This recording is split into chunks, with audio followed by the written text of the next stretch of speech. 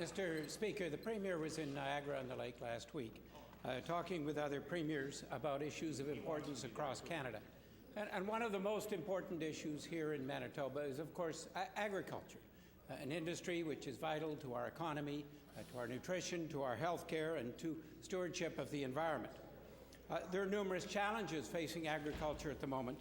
So I asked the Premier to tell us what issues on agriculture he talked about with the other premiers and what he's going to take to the federal government. Member for the question. One of the key issues that we identified was the country of origin labeling requirements that the United States seems to be interested in reintroducing after the World Trade Organization struck down their first cool requirements. And even though they lost at the International Tribunal in that regard, they seem to be bringing in additional measures now that actually are worse than the ones that just were struck down by the World Trade Organization. So all the premiers agreed that under proper rules and proper protocols for international trade, initiatives from the United States, such as COOL, should not be allowed, and that we should allow the border to be open to move agricultural products, agricultural animals, livestock across the border.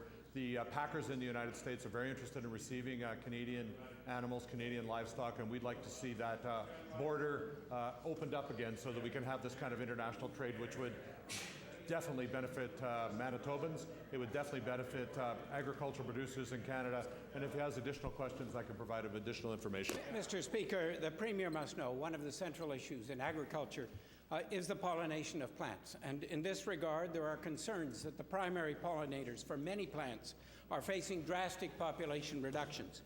In Manitoba alone, the reductions in bee colonies last year from individual producers have been reported to be as high as 70%. Surely, Mr. Speaker, this is a major concern, not only here but across Canada, for without these important pollinators, we would have wonderful-looking crops which don't produce seeds.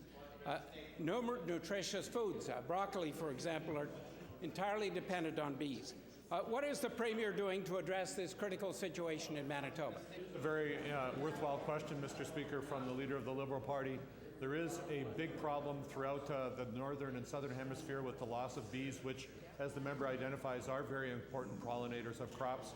In Manitoba, just a couple of years ago, this government put in place a support program for bee producers and bee minders in Manitoba that gave them some income security when they have very difficult situations occur. We would like to see the borders open again as well to allow bees to move across the border so that stocks can be replenished.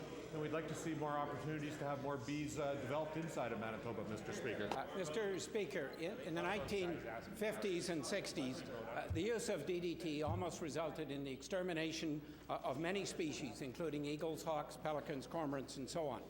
There are concerns today that the neonicotinoid-based chemicals used to coat crop seeds could be the culprit in the drastic decline in the bee populations.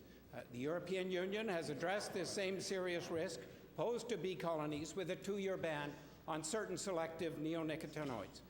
What is the Premier doing and his plan to reverse the rapid decline in our pollinator population?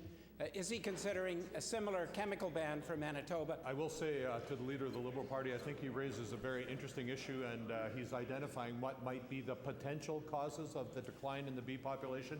If he has any science on that, I'd be pleased if he would table it with us. We would take a careful look at that. But Mr. Speaker, these kinds of matters in terms of controlling pesticides are something we can discuss with our federal counterparts in terms of which chemicals, which pesticides they license in this country. But if he has any hard information on that, we would be pleased to take that into account as we look forward to how we can continue to have bees as pollinators of crops in Manitoba. I look forward to any further information he might provide the members of this legislature.